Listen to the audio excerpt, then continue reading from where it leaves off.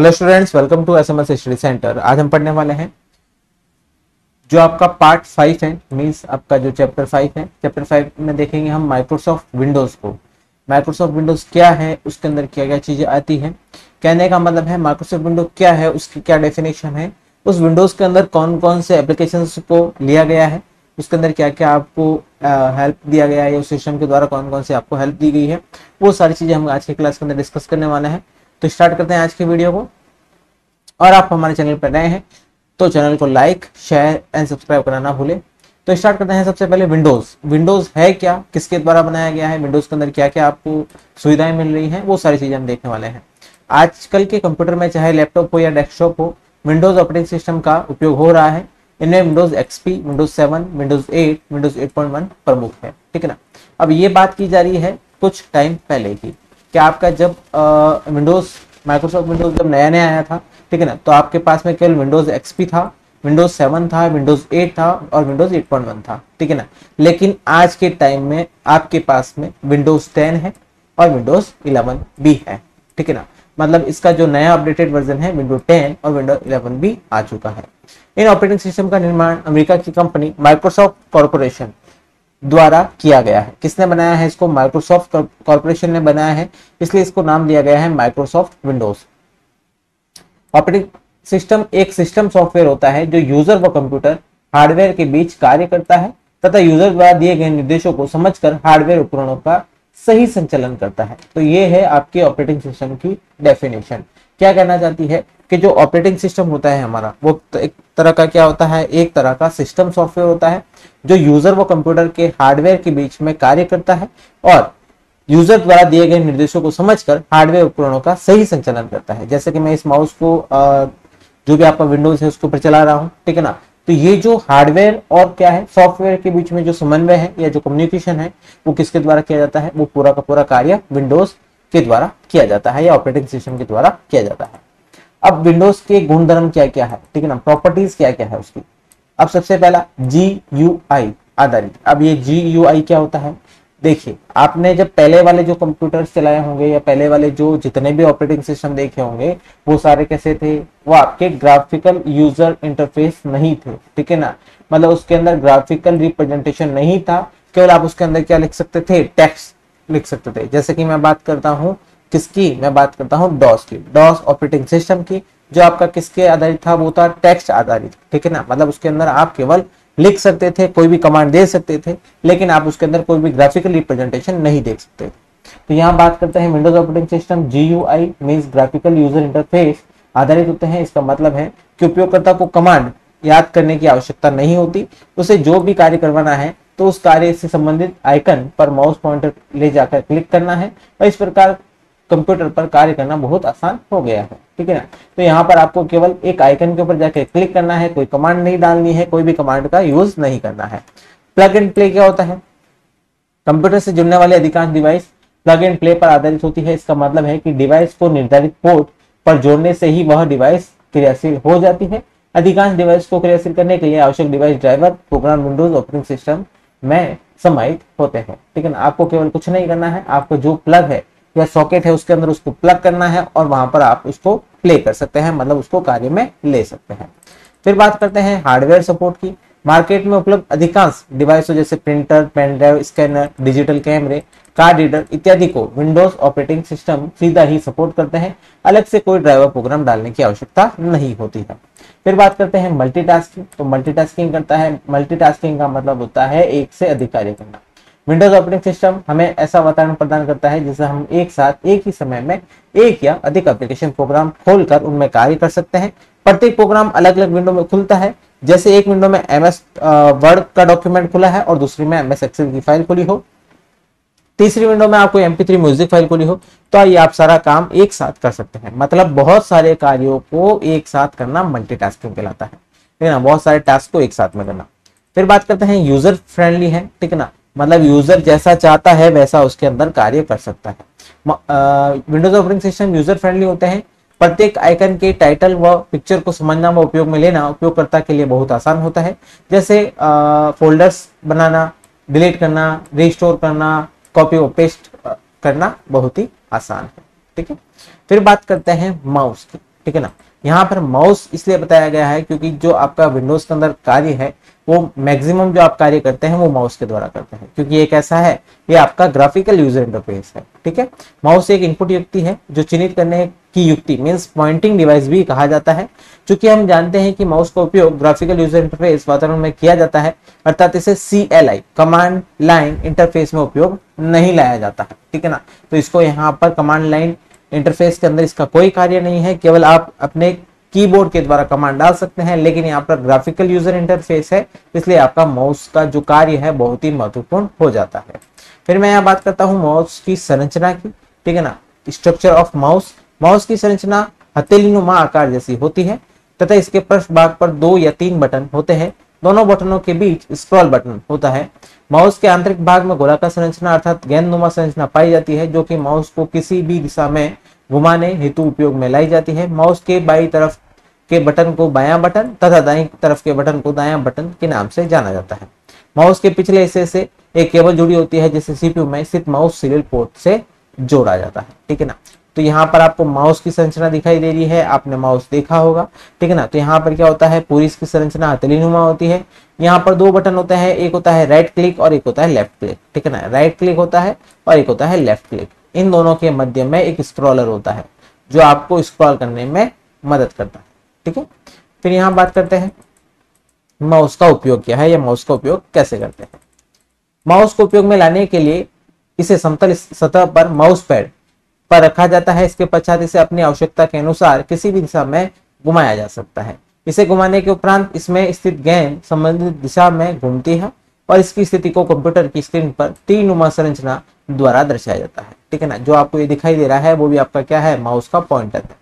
जब माउस द्वारा टेक्स्ट को सेलेक्ट करना हो तो सर्वप्रथम माउस पॉइंटर को उससे संबंधित टेक्स्ट पर ले जाए और माउस के बाएं बटन को दबाते हुए यहाँ तक टेक्स्ट सेलेक्ट करना हो वहां तक ड्रैग करते हैं तथा टेक्स्ट सेलेक्ट होने के उपरांत बाएं बटन को रिलीज कर देते हैं। देखिए कहने का मतलब क्या है, कहने का मतलब है आपको जहां पर भी सेलेक्ट करना है तो आप यहां से, जैसे कि मैं यहाँ पर इसको क्या करता हूँ, यहाँ पे क्लिक करता हूँ, तो क्लिक करके मैं जैसे ही यहाँ एंड तक लेके आऊंगा, ठीक है ना, तो ये क्या हो जाएगा, ये सारे के सारे वर्ड को क्या कर देगा, यहाँ पर सेलेक्ट कर देगा। यदि एक साथ अथवा तीव्र गति से टेक्स्ट को सेलेक्ट करना हो तो माउस के बाएं बटन को लगातार 2 बार दबाया जाता है। इस क्रिया द्वारा किसी विंडो, फोल्डर, प्रोग्राम का भी क्रियान्वयन किया जा सकता है, ठीक है। फिर बात करते हैं माउस द्वारा किसी आइटम अथवा ऑब्जेक्ट को स्क्रीन पर एक स्थान से दूसरे स्थान पर मूव करना हो तो इस क्रिया हेतु माउस पॉइंटर को संबंधित आइटम पर ले जाकर माउस के बाएं बटन को दबा कर रखते हुए जिस दिशा में आइटम को लेकर जाना हो उस दिशा में लेकर जाते हैं और यह क्रिया ड्रैगिंग कहलाती है, ठीक है ना। जैसे मैं किसी भी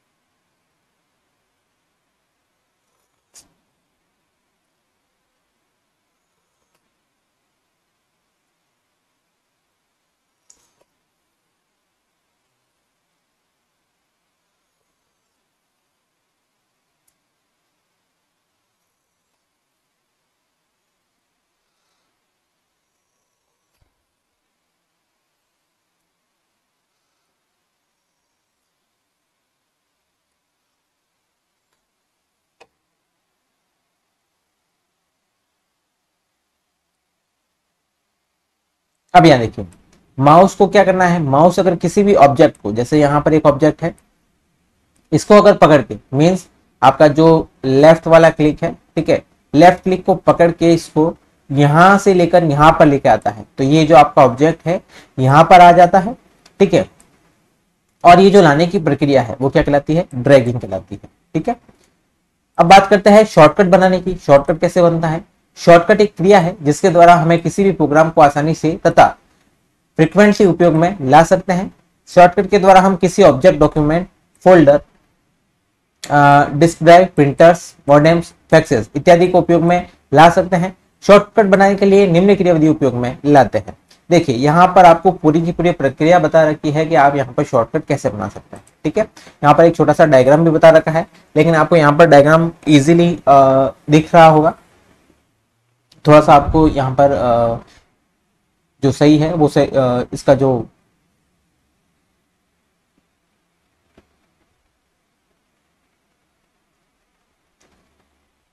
आपको यहाँ पर ये एक छोटा सा डायग्राम दिखाई दे रहा है, ठीक है।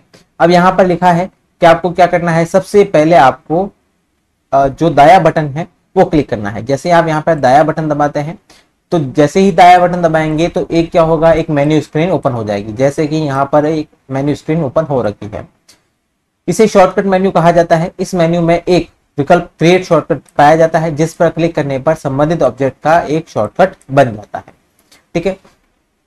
अब मैं जो ये आपको ये चीजें पढ़ा रहा हूँ, शॉर्टकट बनाना या माउस का उपयोग करना, या आगे विंडोज के बारे में जो भी जानकारी है या विंडोज के हम जो भी एप्लीकेशन पढ़ेंगे, मैं आपको वहां पर पूरा का पूरा प्रैक्टिकली करके दिखाने वाला हूं कि ये सारी चीजें कैसे होती है, इसके अंदर आप क्या क्या चीजें कर सकते हैं। जो यहाँ पर आपको थ्योरेटिकल चीजें लिखी हैं, मैं वही आपको यहाँ पर इसी स्क्रीन के ऊपर प्रैक्टिकल चीजें भी करके दिखाने वाला हूँ इसी क्लास के अंदर। तो फिर यहाँ बात करते हैं हम, माउस के दाएं बटन का उपयोग साधारणतः शॉर्टकट मेन्यू बनाने हेतु किया जाता है। यदि हमें किसी क्रिया को बारंबार या जल्दी जल्दी से उपयोग में लाना है तो माउस पॉइंटर को संबंधित ऑब्जेक्ट पर लाकर इसके पृष्ठ भाग पर स्थित दाएं बटन को दबाते हैं। इसके उपरांत एक मेन्यू क्रियान्वयन होता है जिसे शॉर्टकट मेन्यू कहते हैं।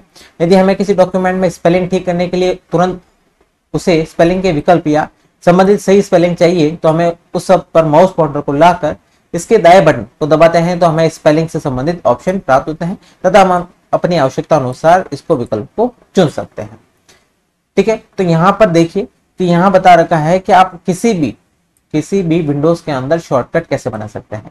तो मैं वही प्रक्रिया आपको प्रैक्टिकली बता देता हूं। तो यहाँ देखिए, अब देखिए हम बात कर रहे थे कि विंडोज के अंदर शॉर्टकट कैसे बनाया जाता है, ठीक है ना। तो शॉर्टकट बनाने के लिए आपको क्या करना होगा, सबसे पहले तो मैं आपको ड्रैग एंड ड्रॉप बता देता हूं। जैसे कि ड्रैग एंड ड्रॉप हम माउस की बात कर रहे थे कि माउस को जब यहाँ पर पॉइंटर के द्वारा पकड़ के यहाँ से लेकर कहीं और ले जाया जाता है, ठीक है ना। अभी ये किसी एक फोल्डर के अंदर है, ठीक है, तो ये क्या कर रहा है, उसी फोल्डर में रहेगा। लेकिन यहाँ पर जैसे ही मैं एक नया फोल्डर बना देता हूँ, जैसे कि मैंने यहाँ पर एक न्यू फोल्डर बनाया है और ये मैंने न्यू फोल्डर क्रिएट कर दिया, ओके। अब इस गूगल क्रोम को मैं पकड़ कर यहाँ पर मीन्स यहाँ पर ड्रैग कर रहा हूँ और इसके अंदर पेस्ट कर रहा हूँ, तो ये क्या करेगा, इस न्यू फोल्डर के अंदर चला जाएगा, ठीक है। फिर मैं यहाँ बात करता हूँ शॉर्टकट बनाने की, कि हम शॉर्टकट कैसे बनाएंगे। तो शॉर्टकट बनाने का तरीका क्या है, यहाँ देखिए, सबसे पहले हम यहाँ पर राइट क्लिक करते हैं। जैसे ही यहाँ पर माउस के द्वारा इस आइकन के ऊपर ले जाकर राइट क्लिक करते हैं तो यहाँ पर एक सब मेन्यू आपको ओपन हो जाएगा, ठीक है ना। यहाँ सब मेन्यू के अंदर आपको सारी चीजें दे रखी है, लेकिन आपको केवल मैं वही बताने वाला हूँ कि इसके अंदर हम शॉर्टकट कैसे बनाएंगे। तो शॉर्टकट बनाने के लिए आपको यहाँ पर आना है क्रिएट शॉर्टकट। यहाँ पर एक ऑप्शन है क्रिएट शॉर्टकट, आपको दिख रहा होगा। तो जैसे ही क्रिएट शॉर्टकट के ऊपर क्लिक करते हैं तो यहाँ पर देखिए, यहाँ पर एक और शॉर्टकट क्रिएट हो चुका है, गूगल क्रोम 2, ठीक है ना। वापस से बता देता हूं, यहाँ पर इसको डिलीट कर दिया है मैंने। इसको राइट क्लिक करेंगे, राइट क्लिक करने पर आपको एक सब मेन्यू खुल जाएगा। सब मेन्यू खुलने पर आपको वहां पर जाना है नीचे की ओर, वहां लिखा होगा क्रिएट शॉर्टकट। जैसे ही आप क्रिएट शॉर्टकट पर क्लिक करते हैं आपके सामने एक शॉर्टकट क्रिएट हो जाएगा, ठीक है। तो यहाँ पर ये आपका क्या हो गया है, शॉर्टकट क्रिएट हो गया है। अब आगे बढ़ते हैं, अब बात करते हैं माई कंप्यूटर की। तो माई कंप्यूटर के अंदर क्या होता है, यह एक आइकन होता है। इसकी सहायता से हम यह ज्ञात कर सकते हैं कि हमारे कंप्यूटर में क्या क्या है, अर्थात संबंधित कंप्यूटर की हार्डवेयर सॉफ्टवेयर की जानकारी प्राप्त की जा सकती है। क्रियाविधि से इसे हम दो प्रकार से उपयोग में ला सकते हैं, स्टार्ट मेन्यू के द्वारा और डेस्कटॉप पर उपस्थित माई कंप्यूटर आइकन द्वारा। डेस्कटॉप पर जो आपका माई कंप्यूटर आइकन है उसके द्वारा भी आप इसको ओपन कर सकते हैं। सर्वप्रथम माई कंप्यूटर विकल्प को उपरोक्त किसी एक विधि द्वारा उपयोग में लाकर माउस की सहायता से इसकी विंडो को ओपन करें। आपको क्या करना है, माई कंप्यूटर को ओपन करना है सबसे पहले। तत्पश्चात चाही गई ड्राइव, आइकन, फोल्डर, फाइल्स या इनके अवयव को सेलेक्ट करके माउस के बाएं या दाएं बटन का उपयोग कर मैं इसको जानकारी प्राप्त कर सकते हैं। फिर बात करते हैं, यहाँ पर आपको एक छोटा सा यहाँ पर स्क्रीन दिखाई दे रहा होगा, ये देखिए यहाँ पर माई कंप्यूटर है और आपको यहाँ ये विंडो ओपन हो रखा है। मैं इसको प्रैक्टिकली भी बताने वाला हूँ। फिर बात करते हैं विंडो एक्सपी वातावरण में एक नया फीचर है जिसकी सहायता से हम विंडो के लेफ्ट साइड से स्थित फोल्डर पैन द्वारा किसी टास्क पैन कहते हैं, इसके द्वारा दाया तरफ सेलेक्ट किए गए विकल्प की पूर्ण जानकारी आसानी से प्राप्त कर सकते हैं। यह क्रिया कॉन्टेक्स्ट सेंसिटिविटी होती है, अर्थात जिस अवयव को चुना गया है उससे संबंधित सूचना आपको विंडोज में टास्क पैन में उपलब्ध होती है, ठीक है। तो यहाँ पर जैसे ही हम इसको किसी भी फाइल या फोल्डर को सेलेक्ट करते हैं तो वहां पर टास्क पैन के अंदर आपको सारी की सारी डिटेल यहाँ पर शो हो जाती है। ये देखिए, ये आपको यहाँ पर डिटेल दिखाई देती है। अब ये कैसे दिखाई देती है मैं आपको बताने वाला हूँ। फिर बात करते हैं रिसाइकल बिन। कंप्यूटर में वह स्थान है जहां पर उपयोग में नहीं आने वाली फाइल्स रखी जाती है। देखिए रिसाइकल बिन क्या होता है, रिसाइकल बिन के अंदर जो भी आप फाइल डिलीट करते हैं वो सारी की सारी फाइलें वहां पर जाकर स्टोर होती है, और जैसे ही 30 डेज के बाद में आप उसको फाइलों को वापस रिस्टोर नहीं करते हैं या उसको काम में नहीं लेते हैं तो वो परमानेंटली वहां से डिलीट हो जाती है। फिर बात करते हैं डेस्कटॉप की। डेस्कटॉप पर एक टोकरी नुमा संरचना द्वारा इसे प्रदर्शित किया जाता है। यदि हम गलती से किसी उपयोग में आने वाली फाइल्स को डिलीट कर देते हैं तो रिसाइकल बिन से उस फाइल को वापस प्राप्त किया जा सकता है। किसी फाइल को रिसाइकल बिन से वापस प्राप्त करने की क्रिया रिस्टोर कहलाती है, लेकिन यदि हम रिसाइकल बिन में फाइल्स को हटा देते हैं तो फाइल को वापस प्राप्त नहीं किया जा सकता। रिसाइकल बिन समय के साथ डिलीट की गई फाइल्स को हटाती रहती है। फाइल्स को रिसाइकल बिन से प्राप्त करना या रिस्टोरिंग फाइल्स। रिसाइकल बिन के आइकन पर डबल क्लिक करके उसे ओपन करें। चाहे गई फाइल फोल्डर को सेलेक्ट करें। विंडो में बाएं भाग में स्थित रिस्टोर विकल्प पर क्लिक करके शॉर्टकट मेन्यू की सहायता से संबंधित फाइल को वापस लाना। यहाँ देखिए, यहाँ पर आपका रिसाइकल बिन दिखा रखा है और यहाँ पर बहुत सारी फाइल्स जो डिलीट की है हमने वो दिखा रखी है। लेकिन आपको लगता है कि मैंने ये फाइल गलती से डिलीट कर दी है तो यहाँ पर आप राइट क्लिक करेंगे। जैसे ही राइट क्लिक करते हैं तो आपको यहाँ पर एक ड्रॉप डाउन मेन्यू खुल जाएगा, उसके अंदर रीस्टोर लिखा होगा। आप जैसे ही रीस्टोर पे क्लिक करेंगे तो आप उस फाइल को वापस प्राप्त कर सकते हैं। फिर बात करते हैं रिस्टोर बिन को खाली करना। रिसाइकल बिन को खाली करने के लिए आपको डेस्कटॉप पर स्थित रिसाइकल बिन के ऊपर डबल क्लिक करना होगा। शॉर्टकट मेन्यू और विंडोज में पाए गए पैनल में स्थित एम्प्टी रिसाइकल बिन पर क्लिक करना होगा। इस क्रिया में उपरांत हमें एक डायलॉग बॉक्स स्क्रीन पर दिखाई देगा जो कि खाली करने से पहले हमारी सहायता चाहेगा। इसे यस विकल्प पर क्लिक करके संबंधित कार्य किया जा सकता है। यहाँ देखिए, अब हम बात करने वाले हैं रिसाइकल बिन के बारे में कि रिसाइकल बिन क्या है। रिसाइकल बिन के अंदर कोई फाइल अगर गलती से चली गई है या हमने डिलीट की है तो उसको वापस कैसे प्राप्त किया जा सकता है, तो मैं प्रैक्टिकली आपको बता देता हूँ। सबसे पहले हम बात करेंगे रिसाइकल बिन के अंदर किसी भी फाइल को देखना, और साथ ही साथ में हम देखने वाले हैं विंडोज में जो टास्क पैन होता है या जो माई कंप्यूटर होता है, माई डॉक्यूमेंट होता है, उसको कैसे देखा जाता है। यहाँ देखिए, सबसे पहले आपको क्या करना होगा, स्क्रीन के ऊपर आ गए हैं मेन डेस्कटॉप के ऊपर। अब यहाँ पर आपको दिखाई दे रहा होगा कि हम जैसे ही राइट क्लिक के ऊपर क्लिक करते हैं, मतलब आपका जो स्टार्ट मेन्यू है, स्टार्ट मेन्यू के ऊपर जैसे ही क्लिक करोगे तो आपको यहाँ पर माई कंप्यूटर दिस पीसी दिखाई दे रहा है। क्लिक करेंगे तो आप यहाँ पर दिस पीसी के अंदर आ जाएंगे, ठीक है ना। दिस पीसी मतलब आपका माई कंप्यूटर। तो माई कंप्यूटर के अंदर जैसे ही आ गए हैं तो आपको ये पूरा का पूरा पैनल दिखाई दे रहा है। अब यहाँ पे आपको जो भी फाइल है, फोल्डर है, आप उसको देख सकते हैं। जैसे कि मैं यहाँ बात करता हूँ, ये आपका विंडोज आ गया है, जो आपका जिसके अंदर विंडोज अवेलेबल रहता है वो आपका सी ड्राइव है, ठीक है ना, और ये है सी डी ड्राइव। तो इसके ऊपर जैसे ही राइट क्लिक करता हूं तो आपको ये सारी की सारे सब मेन्यू आ गए हैं। फिर यहाँ प्रॉपर्टीज के ऊपर क्लिक करते हैं तो आपको यहाँ पर पूरी की पूरी प्रॉपर्टीज शो कर देगा कि यहाँ पर इसके अंदर क्या क्या चीजें हैं, इसको कैसे उपयोग करना है, इसके अंदर क्या क्या कितने जीबी का है, कितना इसका अंदर स्पेस यूज कर रखा है, कितना स्पेस खाली हुआ है, वो सारी चीजें। अब बात करते हैं रिसाइकल बिन की। यहाँ देखिए, ये आपका जो डेस्कटॉप है इसके ऊपर यहाँ पर आपको रिसाइकल बिन दिखाई दे रहा है। जैसे आप इसके ऊपर डबल क्लिक करते हैं तो आपको ये सारी चीजें दिखाई देगी, ठीक है ना। जो आपने फाइलें डिलीट की है वो सारी की सारी फाइलें यहाँ पर अवेलेबल होगी। फिर यहाँ बात करते हैं कि रिसाइकल बिन में किसी जो फाइल को डिलीट किया गया था उसको आप रिस्टोर कैसे कर सकते हैं। तो आप यहाँ पर किसी भी एक फाइल को सेलेक्ट कीजिए, यहाँ पर राइट क्लिक कीजिए और यहाँ पर रिस्टोर का आपके पास में ऑप्शन आ जाता है। जैसे आप रिस्टोर करेंगे तो यहाँ पर ये रिस्टोर हो जाएगा। फिर मैं बात करता हूँ यहाँ पर एम्प्टी रिसाइकल बिन को कैसे करेंगे, मतलब पूरा का पूरा जो रिसाइकल बिन है उसको एम्प्टी कैसे करेंगे। तो यहाँ पर आपको एक ऑप्शन दिखाई दे रहा है एम्प्टी रिसाइकल बिन। जैसे ही आप एम्प्टी के ऊपर क्लिक करेंगे आपका जो पूरा का पूरा रिसाइकल बिन है वो पूरा का पूरा क्या हो जाएगा, पूरा का पूरा आपका जो एम्प्टी हो जाएगा, ठीक है ना, मतलब रिसाइकल बिन खाली हो जाएगा। आगे देखते हैं।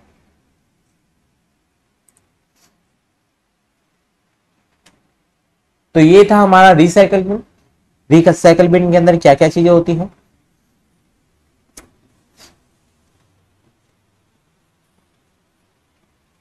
उसको रिस्टोर कैसे किया जाता है, उसी के साथ में हमने किसी भी फाइल को रिस्टोर कैसे करना है वो भी देखा है।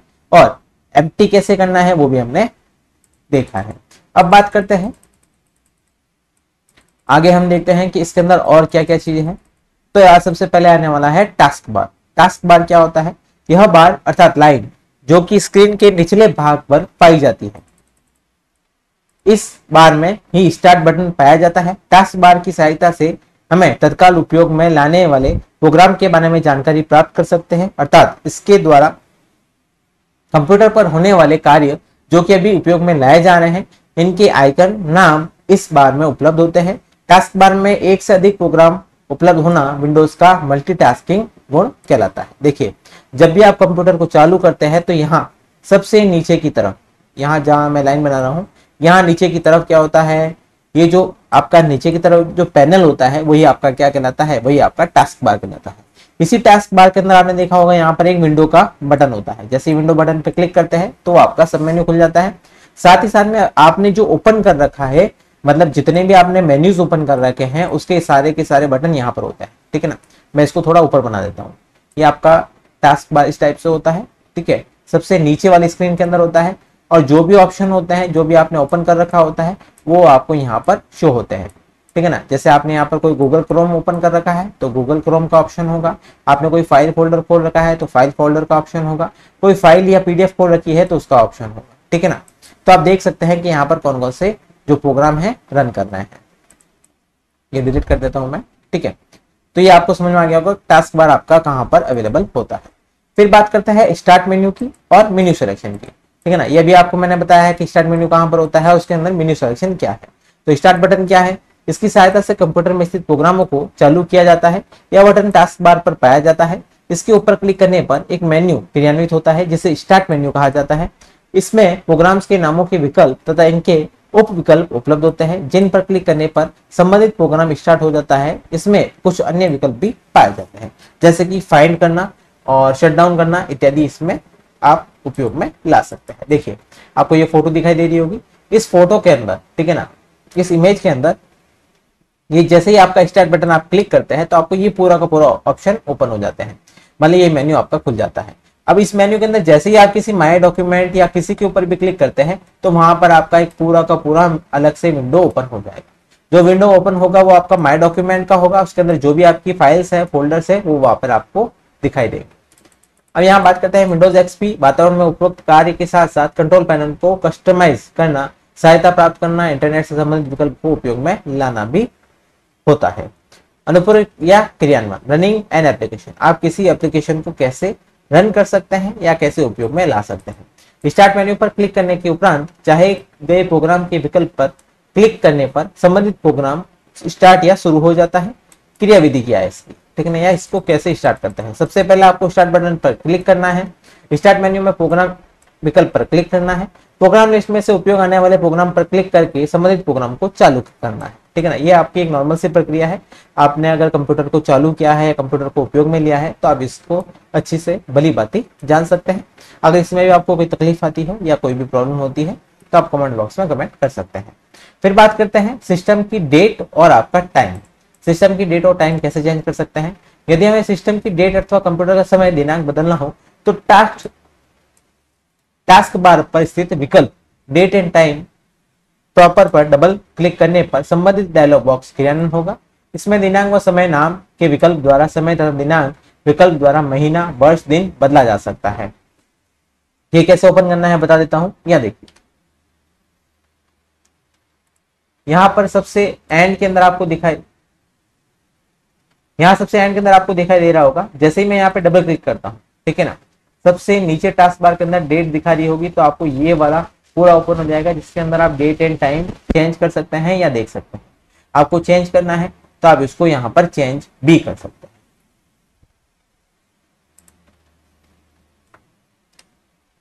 तो डेट एंड टाइम को हमने यहाँ पे चेंज कर सकते हैं, ठीक है ना। मतलब आप किसी माई कंप्यूटर में जाकर आइकन पर क्लिक करके तत्पश्चात विंडोज में कंट्रोल पैनल आइकन को क्लिक करके डेट एंड टाइम विकल्प को चुनकर किया जा सकता है, ठीक है ना। ये आपका जो कार्य है वो दो तरीके से होता है। एक तो आप सीधा उसके ऊपर जाकर क्लिक कर सकते हैं और दूसरा है कंट्रोल पैनल के थ्रू भी आप उसको कार्य में ला सकते हैं। अब बात करते हैं विंडोज एक्सप्लोरर की। जब हम किसी प्रोग्राम को ओपन करते हैं या किसी फोल्डर पर क्लिक करते हैं तो एक विंडोज में दो भाग होते हैं। एक भाग में फाइल्स तथा फोल्डर के नाम तथा दूसरे भाग में संबंधित फोल्डर या डिस्क ड्राइव में उपस्थित फाइल्स के नाम तथा इनमें संबंधित अन्य जानकारी उपलब्ध होती है। आपने देखा अभी जो पीछे वाली इमेज है, जो बता देता हूँ वापस से आपको, ये वाली, एक सेकंड, ये वाली, ठीक है ना। तो ये आपका विंडोज जब भी ओपन होता है तो यहाँ पर तो आपको सारी की सारी क्या बताता है, प्रॉपर्टीज बताता है कि इसके अंदर कौन कौन से ड्राइव है, ड्राइव के अंदर क्या क्या चीजें हैं, जैसे कि डेस्कटॉप है, माई कंप्यूटर है, माई नेटवर्क प्लेसेस, ये सारी चीजें। और यहाँ पर ये सारी फाइल्स राइट हैंड साइड में आपको सारी की सारी फाइल्स शो करता है कि कौन कौन सी फाइल्स आपके पास में अवेलेबल है, वो सारी चीजें।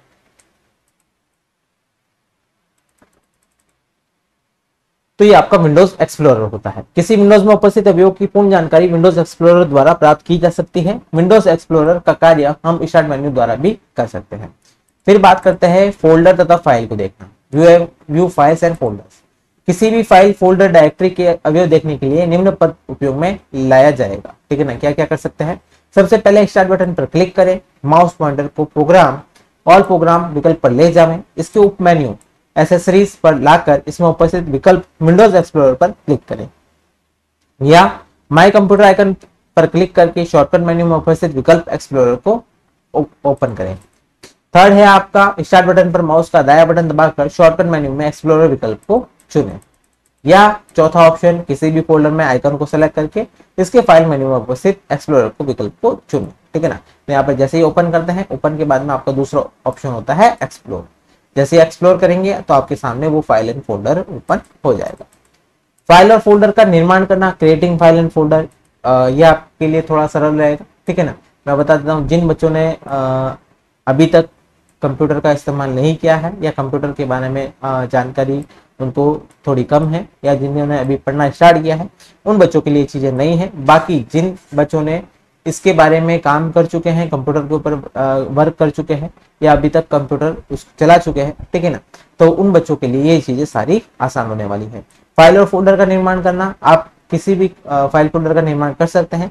सबसे पहला है टास्क पैन के द्वारा और दूसरा है डेस्कटॉप पर माउस के दायां बटन दबाकर, ठीक है।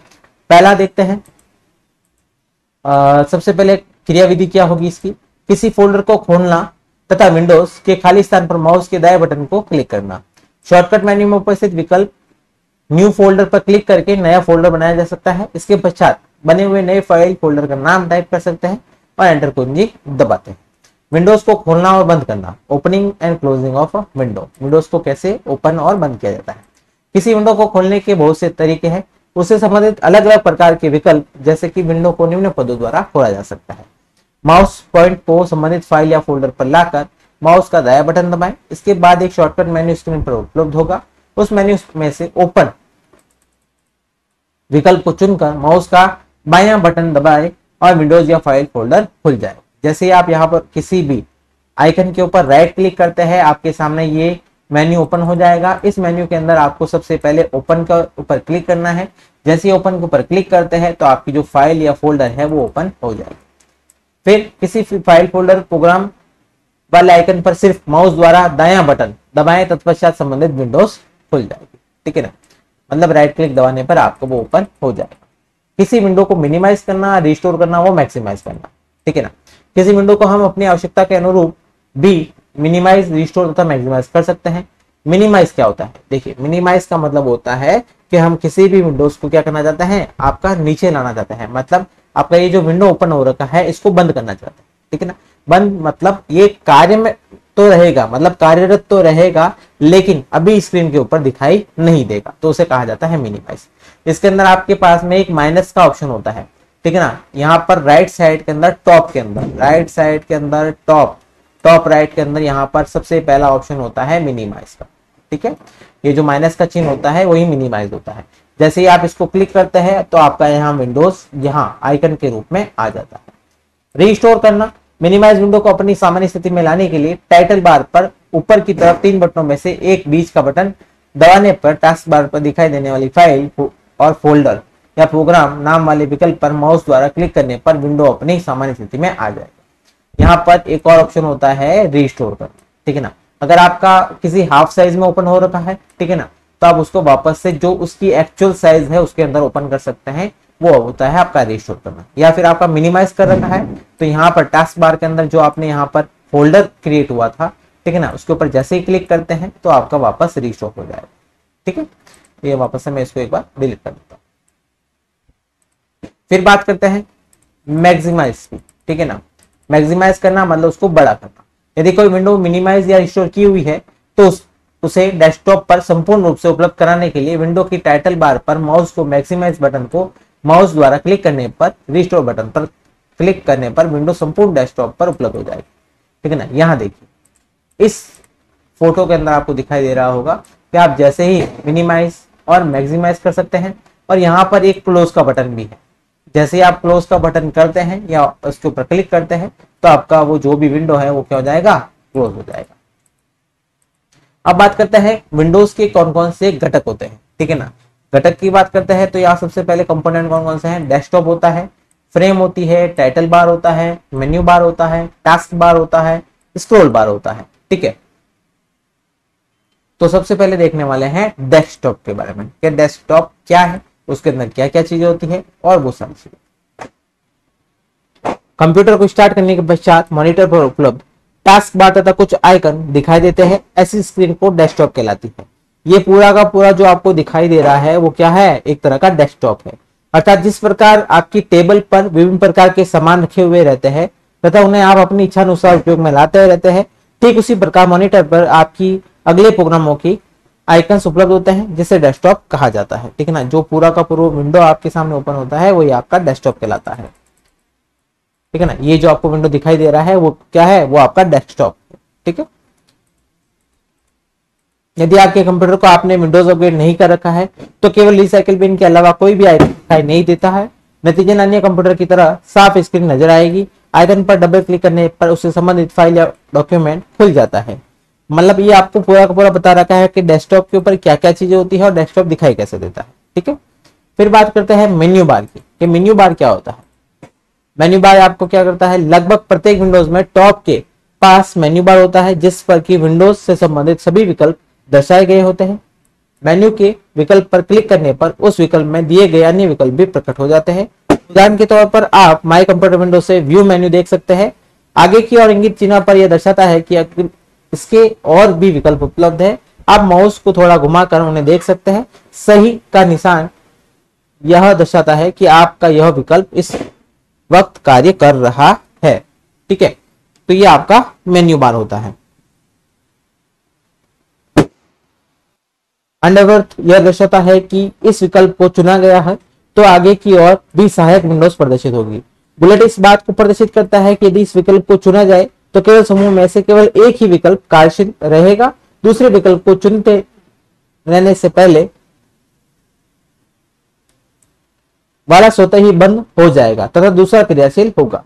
पहले विकल्प को छोड़ने के लिए आप जिस पर जाना चाहते हैं उस पर क्लिक करें।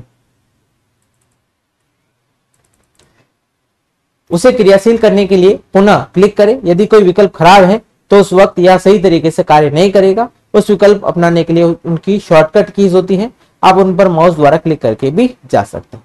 फिर बात करते हैं स्क्रॉल बार की। यदि विंडो इतनी बड़ी नहीं है तो इसमें सभी जानकारी इकट्ठी दिखाई जा सके तो स्वतः ही स्क्रॉल बार प्रदर्शित हो जाता है। इसकी सहायता से हम सभी फाइल फोल्डरों को देख सकते हैं और इसकी पर उपलब्ध उन सभी फाइल फोल्डरों को ऊपर या नीचे कर सकते हैं। देखिए यहाँ पर आपको ये इमेज दिखाई दे रही है। यहाँ पर ये जो स्क्रॉल्स है इसको बोला जाता है स्क्रॉल्स। ठीक है ना, यहाँ पर आपकी जो विंडोज है इस विंडोज के अंदर ये जो जितने भी फाइल और फोल्डर है वो आपके बहुत ज्यादा मात्रा में है, इसलिए यहाँ पर जितने थे उतने ही दिखाई देंगे हैं। लेकिन जैसे ही आप यहाँ पर स्क्रॉल को नीचे करते हैं, नीचे की ओर स्क्रॉल करते हैं तो यहाँ पर आपके जो बाकी के ऑप्शन है वो भी आपको दिखाई देंगे। ठीक है ना, तो यही होता है आपका स्क्रॉल। फिर बात करते हैं फाइल और फोल्डर को बनाना। फाइल और फोल्डर को बनाने के लिए एक आसान सा तरीका क्या है कि आप सबसे पहले किसी भी विंडो के अंदर जाकर किसी भी ऑप्शन के अंदर जाकर आप वहां पर राइट क्लिक करेंगे। जैसे ही राइट क्लिक करते हैं तो आपका एक सब मेन्यू ओपन होगा। उसके अंदर आपको न्यू के ऊपर जाना है। जैसे ही आप न्यू के ऊपर क्लिक करते हैं आपका जो न्यू फाइल या फोल्डर वहां पर ओपन हो जाएगा। ठीक है, फिर बात करते हैं फ्रेम की। फ्रेम क्या होता है, किसी विंडो के बाह्यतम भाग को प्रदर्शित करने वाला भाग इस विंडो का फ्रेम कहलाता है। देखिए फ्रेम क्या होगा आपका, फ्रेम मतलब जो किसी भी विंडो का जो बाहर का भाग है, ठीक है ना, ये जो आपका बाहर का भाग है वही आपका क्या कहलाता है, वही आपका फ्रेम कहलाता है। ठीक है, फिर बात करते हैं टाइटल बार की। तो टाइटल बार के अंदर क्या होता है, टाइटल बार आपका किसी भी फाइल या फोल्डर या प्रोग्राम का क्या बताता है, नाम बताता है कि आपका जो भी फाइल या फोल्डर है उसका नाम क्या है या उसका टाइटल क्या है। जैसे कि मैं यहाँ बात करता हूँ किसकी, डॉक्यूमेंट वर्ड पेड की। तो डॉक्यूमेंट वर्ड पेड एक क्या है, डॉक्यूमेंट वर्ड पेड एक टाइटल है, ठीक है ना, मतलब जितना भी जो टाइटल होगा वो टाइटल बार के अंदर आता है। तो ये जो मैं आपको हाईलाइट कर रहा हूं यहाँ पर, ये आपका क्या है, ये आपका एक टाइटल बार है। ठीक है, किसी भी विंडोज के अंदर ये जो सबसे ऊपर की लाइन होती है वही आपका टाइटल बार होता है। फिर बात करते हैं विंडोज एक्सेसरीज की। विंडो के अंदर कौन कौन सी एक्सेसरीज है, सबसे पहले बात करते हैं माइक्रोसॉफ्ट पेंट की, ठीक है ना। तो माइक्रोसॉफ्ट पेंट आपका क्या होता है, जिसके अंदर हम क्या कर सकते हैं, जिसके अंदर हम पेंट कर सकते हैं। ठीक है, तो पेंट का ऑप्शन आपको वहां पर अवेलेबल होता है। कौन कौन से टिप्स होते हैं, कैसे पेंट दिखाई देता है, मैं आपको यहाँ पर स्क्रीन के ऊपर दिखा देता हूँ। ये देखिए, जैसे आप पेंट ओपन करते हैं तो यहाँ पर आपको file, edit, view, image, colour और हेल्प दिखाई देगा, ठीक है ना। और आपको यहाँ पर बहुत सारे ऑप्शन या टूल दिखाई देंगे। ठीक है, किसी भी इमेज को आपको क्रिएट करना है तो यहाँ पर आपको एक पेंसिल का निशान दिखाई दे रहा है, आप उससे क्रिएट कर सकते हैं। यहाँ पर एक बाल्टी का निशान है, जैसे आप कलर को चूज करना चाहते हैं, भरना चाहते हैं, तो यहाँ पर आप उसको चूज या कलर उसका भर सकते हैं। फिर यहाँ बात करते हैं पेंटिंग टूल्स का इस्तेमाल करना। तो यहाँ पर होता है एक ब्रश टूल, फिर एक होता है इरेजर टूल। इरेजर टूल क्या करता है, किसी भी जो आपने लिखा है, ठीक है ना, या आपने कोई इमेज बनाई है उसको इरेज करने का कार्य करता है। पेंसिल टूल आपका पेंसिल, मतलब जो आप कार्य करते हैं वो पेंसिल की तरह कार्य करेगा। एयर ब्रश टूल, ठीक है ना, ये आपका स्प्रे करने का काम आएगा, मतलब आप जो भी कलर चूज करते हैं उसको स्प्रे करने का कार्य करेगा। फिर बात करते हैं लाइन टूल। किसी भी पेंट के अंदर लाइन अगर आपको क्रिएट करनी है या लाइन बनानी है तो वहां पर आप लाइन टूल का यूज कर सकते हैं।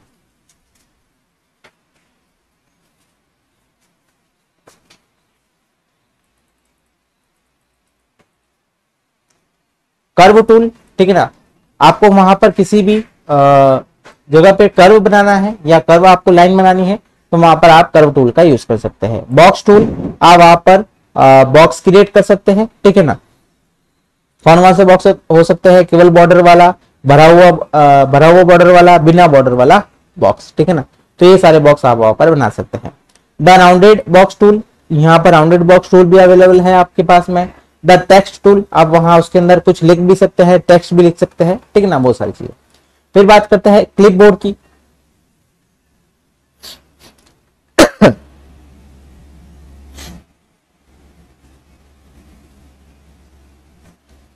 जब हम किसी टेक्स्ट को कट, कॉपी या पेस्ट करते हैं, जो किसी प्रोग्राम या ग्राफिक्स इमेज को एक स्थान से दूसरे स्थान पर ले जाने के लिए कट, कॉपी करने के लिए जो तकनीक उपयोग में लाते हैं, इस क्रिया में असामान्य मीन्स टेम्परेरी विंडो का भाग उपलब्ध होता है जो कि कट या कॉपी किए गए आइटम तथा ऑब्जेक्ट को रखता है, वो क्या कहलाता है, क्लिपबोर्ड कहलाता है। मतलब जैसे ही कोई कॉपी कर रहा है तो कॉपी करने पे आप जब भी उसको कॉपी करते हैं तो उसकी एक कॉपी कहाँ चली जाती है, एक टेम्परेरी स्टोरेज में चली जाती है। वही टेम्परेरी स्टोरेज आपका क्लिपबोर्ड कहलाता है। नोटपैड की बात करते हैं, ठीक है ना। तो नोटपैड क्या होता है, आपको जहां पर आपको क्या करना है, टेक्स्ट लिखना है या कोई भी टेक्स्ट के नोट्स लिखने हैं तो आप वहां पर आपके पास में एक नोटपैड अवेलेबल होता है।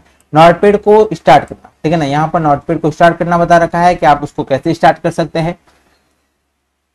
ये बहुत ही आसान तरीका है।